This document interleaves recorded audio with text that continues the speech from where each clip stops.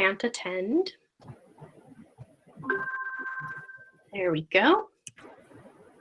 And as we start out each session, I like to remind people that when we think about assistive technology, we look through the SET framework, and that's looking at the student holistically, looking at their needs and their strengths, looking at the environments in which they are existing, whether that's home, community, school, all of those places.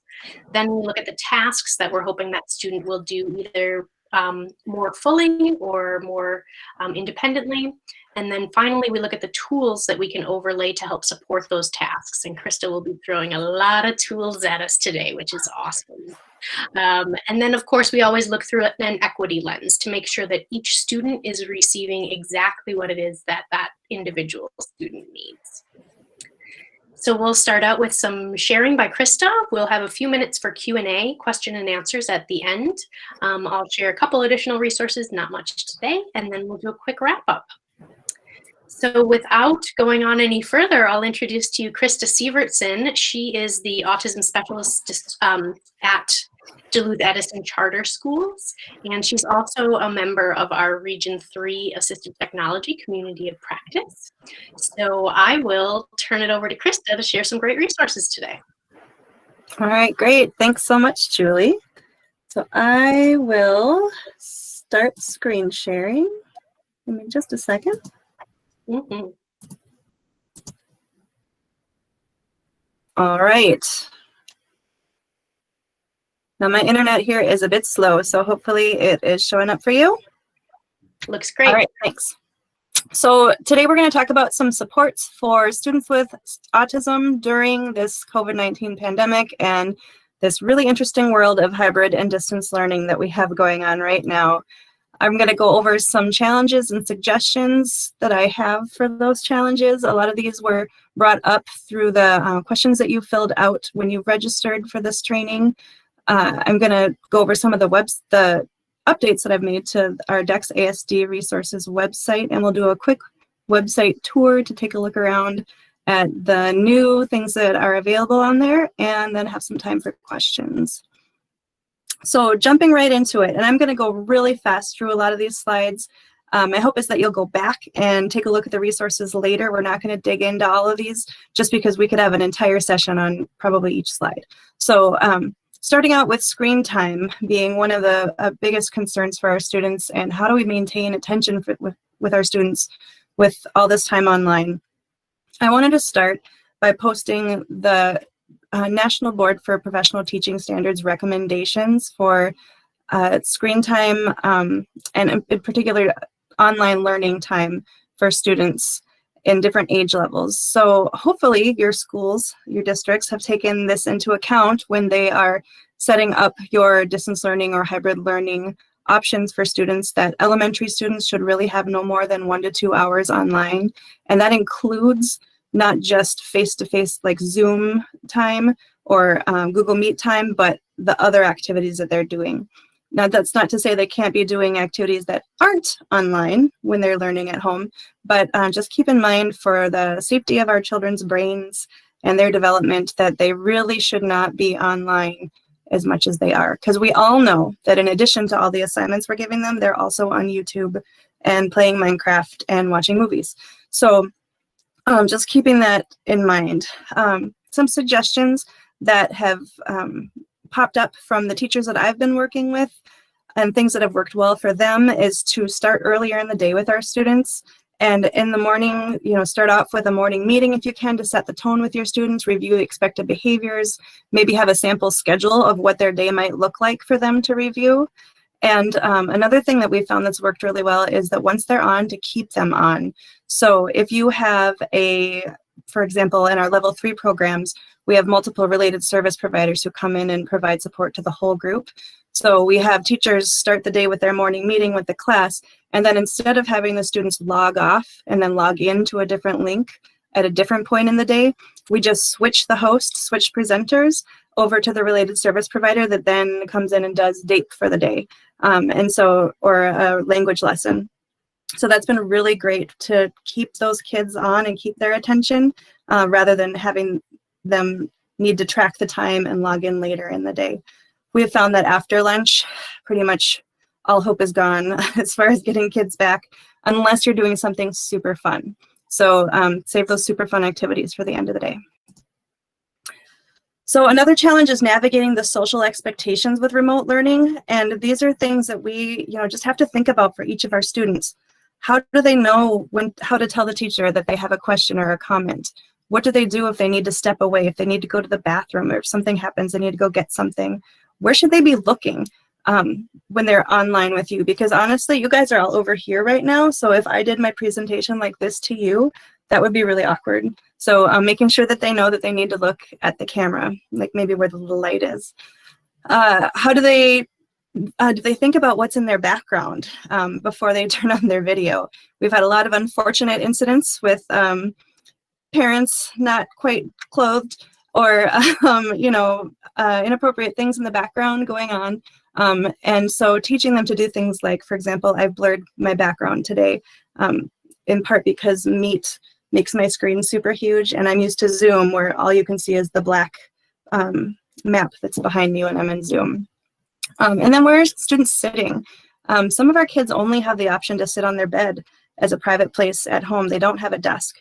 But making sure that they know that they shouldn't be under the covers, making sure they recognize what those expectations are. And I would regularly review and practice all of these with our students and do it under that kind of expected and unexpected behaviors that we often use with our students on the spectrum. So thinking about promoting active learning for your students when you're using synchronous videos, so when you're live online with them, really, number one would be to make it more visual. So share your screen with your students. There's lots of different options now for sharing your screen. You can just share one little part. You can share slides. There's all sorts of different things that are video. There's all different ways that you can share your screen now. Use the whiteboard feature or Jamboard if you don't have a whiteboard feature. And I've provided a link to that, and we did have a session about that a few weeks back during the AT sessions. Enabling annotations features if you have those. I know in Zoom we are able to enable this annotations where you can then write over images, highlight, circle, and just make that that time a little more engaging and more interactive with your students. You can also use your virtual backgrounds to be creative and help kind of pull kids into what you're learning about. So make your virtual background be the place that you're studying or the setting of the book that you're reading. You can also now put your slides that you're presenting behind you, at least in Zoom, and I added a link of how to do that. So it would be more like you presenting in a classroom with your smartboard behind you. And so it's a little bit more natural, the way that your students are used to seeing you. You can also put visual supports back there.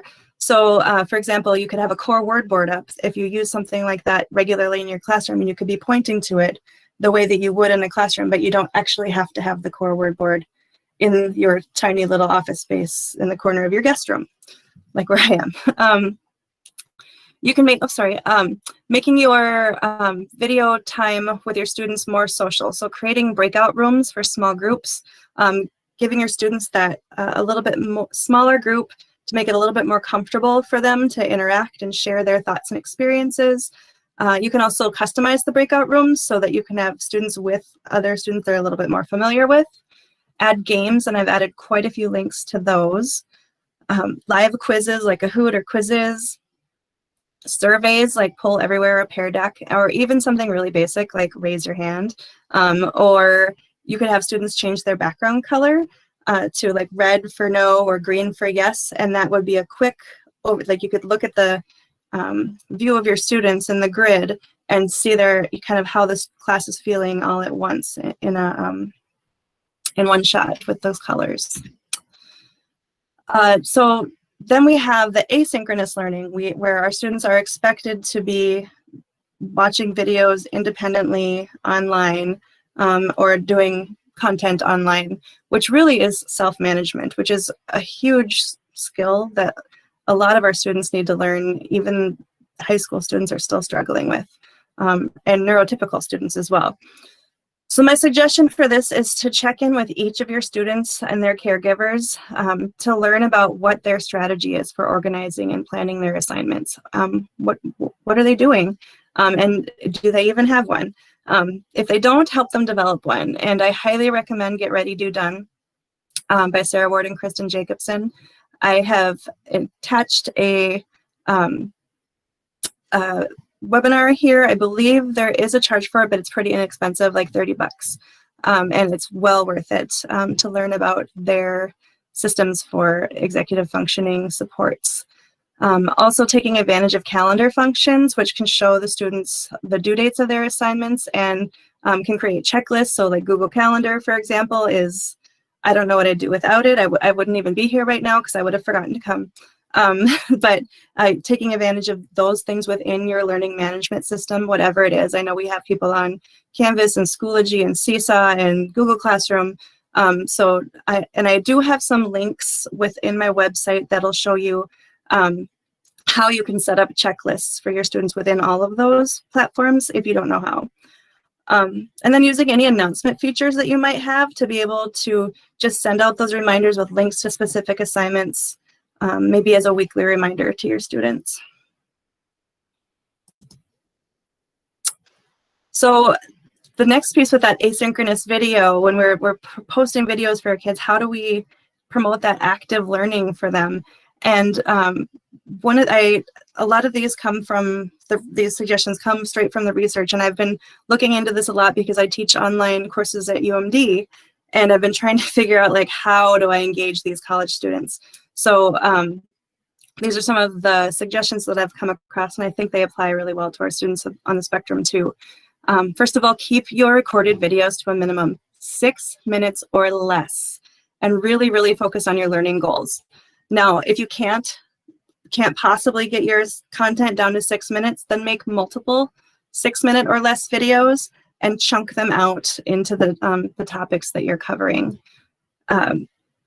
And then within that, kind of a few bullet points down, in between those videos, you can add interactive questions and activities to keep the kids engaged. Also, putting your face in the corner of your screencast really helps to up the engagement for your students. Making sure that what you have on the screen is just highlighting the most important ideas, not all of the words that you're saying. If you just read off of the screen, it's not what's the point of you even recording yourself doing that? The students could have read it anyway, as long as they have good reading skills. So make sure that you're just putting the most important information up there. Try to use a conversational and enthusiastic style. If you've ever seen Greg Sumner present or Aaron O'Leary, they're just like, just get you going, and I just want to keep watching them. So think about those kinds of presenters and really kind of gear yourself up. It's only for 6 minutes, and I know you can do it. Adding in things like guiding questions, which could be just your learning objectives for the lesson, and giving those to your students ahead of time so that they have something to be thinking about and connecting to while they're watching the video, can really help to keep them engaged. And then also making sure that your video is part of a larger assignment. It's not just watch the video, but they need to watch the video and then do something with that content is really going to help to keep them more engaged and actively learning when they're online. So our kids are often pretty rigid about where school is and where home is, and having home be school has been really tough for a lot of students. Having mom or dad or grandma or grandpa be the teacher has been really tough for a lot of our students too. So helping them to navigate that is a huge challenge that we all need to recognize.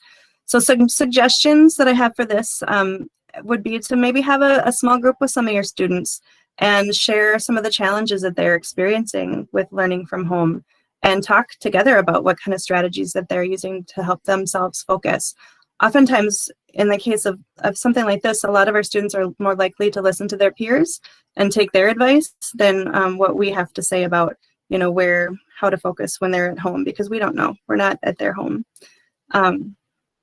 Offering check-ins, so offering a way to continue the learning for your students in maybe an online resource room or holding office hours, where your students can pop in just like they used to in person, to be able to continue to get that support. We've also had in our district paraprofessionals providing one-on-one or small group support to students outside of their regular classroom time, and that's been really helpful to get a lot of kids organized and make sure they're completing their assignments, helping answer questions and things like that.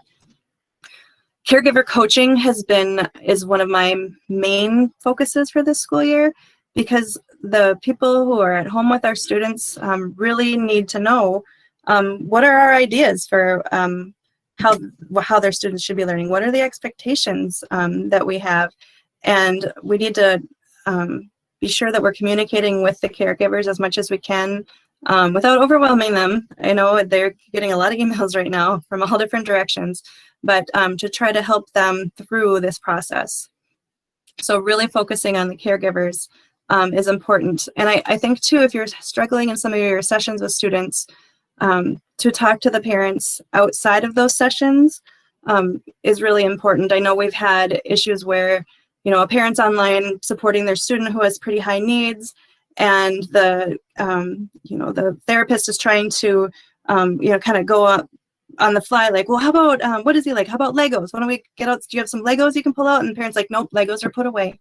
Like, okay, but Legos would be really helpful right now. So, and we don't know, it was maybe they got in trouble and couldn't have the Legos anymore. But so making sure that we are talking with them ahead of time and setting up that learning environment to be as successful as possible.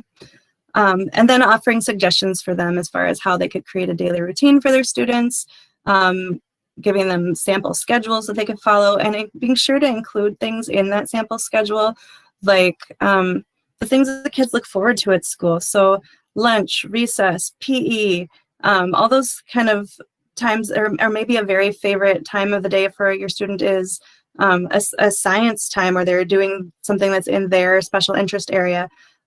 So making sure that they have those times set aside for them as well. And coming soon, hopefully, I am planning to put together I'm calling it Extreme Makeover Home Classroom Edition, where I want to take a look at different areas around probably my home, what it looks like before and what it could look like after, to set up a little learning area in lots of different possible areas. So navigating group projects. I know some teachers are experimenting with assigning group projects to students and continuing this through distance with their students, and I think it's great. Students on the spectrum may struggle with initiating with their groups, may not be responding to other kids in their groups, and may prefer to do things on their own, which I, as a not really huge fan of group project person myself, I totally understand. What I would suggest as a teacher would be to arrange meetings with the groups and to talk about what their approaches are as a group to communicating. Are they going to communicate through text messages together or email? Is there going to be a certain time each day or week that they get together? Make sure that they have an outline of the steps to complete the project. Assign and clarify group roles. This is a huge one, I think, making sure everybody knows what each one is responsible for. Chunking out long-term assignments for students, and really, when we look at the executive functioning research, chunking out long-term assignments is important for students all the way through high school. We cannot expect them to be able to look at a great big packet of things that they need to get done and complete and just figure out how to do that on their own. They really need support with that. And that's for neurotypical students, not just students on the spectrum. And then arranging check-in meetings between the teacher and the groups to kind of keep that momentum going. So don't just assign the project and then say, good luck. Make sure that they have that time. So engaging socially while learning remotely, or social distancing if your students are in hybrid models, is difficult too. So I've included here some links to online games that students can play with their peers. Also some in-person social distancing games that you can play when you're together with other students but not have to touch each other. And then also in the middle here I have some online social opportunities, one of which was my favorite thing that some of our paraprofessionals took the took the reins on and really led this last school year, and have started again this year, some online class parties where they would meet with the students every Friday in the afternoon and organize just time for the kids to chit chat with each other, to share, to show each other their pets, and just do the kind of goofy things that they want to do that they're not able to do during the class time. They've also arranged things like craft activities or scavenger hunts and things like that to kind of structure some of the time, but just allowing kids that time to just have fun and be kids like they would have in the hallway or in the lunchroom are some things that we can be doing for them online as well. All right, before I jump into the website, Julie, is there anything popping up that I need to? No, I think you're doing great. All We'd right. love to see that website. All right, zooming along. I've made quite a few updates to our DEX ASD website. If you were here last spring when I shared this, Google Sites has had a major overhaul, which basically messed up the whole website. And I've done it again from the beginning. So I added a Bitmoji office because I've always wanted to make a Bitmoji classroom. And since no one can come to my office anymore, I made one virtually and added some links in here about how you can make a Bitmoji scene and add one to Google Sites if you have one. And they also can be added into all the other learning platforms too. I've added a lot of new resources, and so we are going to exit out of here and take a look at them. All right, can you see my website? Awesome. All right, so the new homepage to our DEX ASD resources website is my Bitmoji office. So welcome to my office. So in here you can click on almost anything in the room and it'll take you to something. The bulletin board up here has my links for resources for caregivers, staff, and students, training videos. And then over on the bookshelf, as I'm adding pages, I have some ASD basics, my COVID-19 hybrid model and distance learning books. And then there's also some other just kind of fun things I've added in here. So for example, if you clicked on the Rubik's Cube, you go to a bunch of different games. Spread Kindness, Not Germs poster will take you to, I think it's a video of how to wash your hands. So just some fun extra things in there too. But we're going to take a look at the updates to the COVID-19 and ASD site. A lot of these links at the top are similar to what we had before. I've got some hand washing, visual and audio supports, and visual supports and social narratives. So if you have students who still don't quite understand what COVID-19 is and what they need to be doing, I've got some supports on here, particularly for wearing masks, face shields and gloves, what to do when you cough and sneeze. So I've got some of those. A new page that I've added is the hybrid learning and ASD page, which at the very top here, I just did some staff training for our paraprofessionals at the beginning of the year, where I dove in quite a bit more deeply to different supports that we can provide for our students who are online. And so that's recorded and available here for you. I had started making hybrid calendars for our students that have visuals of who's in group A, when are they home, when are they at school, our days off, just to help, because we had kids who didn't know where they were what day. Some supports for sharing on Zoom using our whole body listening visual supports. And then some more social narratives for hybrid learning, explaining what it is, and etiquette for things like masks at school, using your own materials, and some of those differences.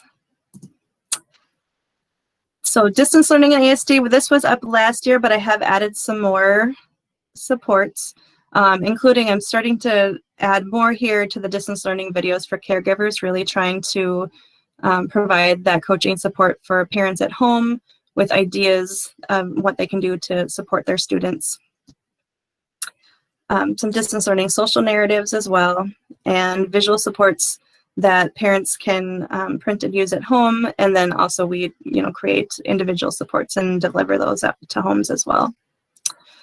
In addition, because I know a lot of kids who are at home are in front of the computer a lot, I've got some virtual fitness options in here as well. I've updated these with the most recent offerings from Courage Kenny, including so local activities that they're doing live, also fitness videos, and the newest one that just came up through my email is All Abilities Dancing that's virtual, which is super cool. And then lastly, it's not the only other page I've got here, but the last one I'm going to highlight today are the resources for staff. And I think these ones, including how to evaluate students with ASD right now, has been really tricky, and it's been a big part of my focus of the school year so far. Links to the STAR online learning system, which is currently free for all Minnesota educators. So take a look there. And then a couple other training sessions, links to things like Boom Cards, which are pre-made card decks that are super cool and make that interactive learning with your kids just go really well. Some links to using the accessibility features within Chromebooks. Chrome is AT. If you're ever looking for a solution for your students, this is the site that I go to just about every time when I'm trying to find something that would fit for one of my students. I'm linking social skills resources for online learning here, and if you have suggestions for anything, please put them in the chat box, and I'll be adding them after we finish up today. And then some digital platform supports for teachers is what I'm also starting to add to. So this is what I was talking about, those to-do list supports for all of the different platforms that seems like people are using in our area, so that you can create those supports for your students. And I think that was it. Oh, last I love one. how you say that was it. I think that was it. Go ahead. Yeah, no, there was one more, just one more. My latest favorite communication tip with families. So I've had families that I've really struggled getting in touch with for years and years. And with this working from home thing, I didn't want to give out my cell phone number, but I set up a Google Voice account. And so my calls and texts, this can go right through my cell phone, but they don't have my actual phone number. And parents actually respond to text messages. It's like amazing. So it's been like life-changing for me to be able to text parents when before I could only ever call them from my classroom phone, and they just wouldn't call back. So this has been huge. So set up a Google Voice phone number if you can. My district didn't have one set up, so I just made my own. And it's been a huge, huge difference for communicating with families. So that's really it.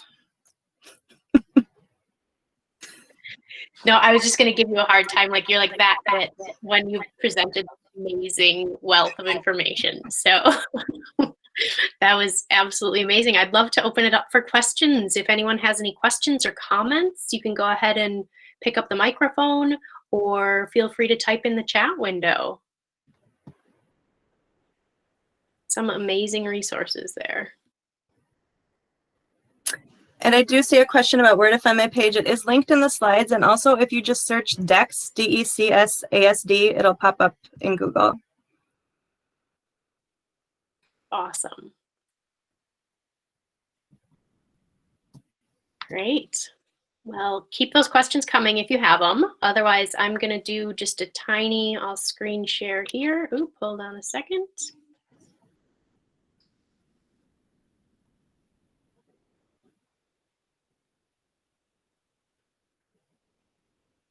And again, you can keep typing questions in the chat window. We'll make sure that we get to all of those. Otherwise, I just wanted to make sure that you know that every session that we record, we put up on our YouTube channel. So make sure you go there for any of those recorded sessions, and you can subscribe and hit the notification bell if you want to get notified anytime there's a new one available.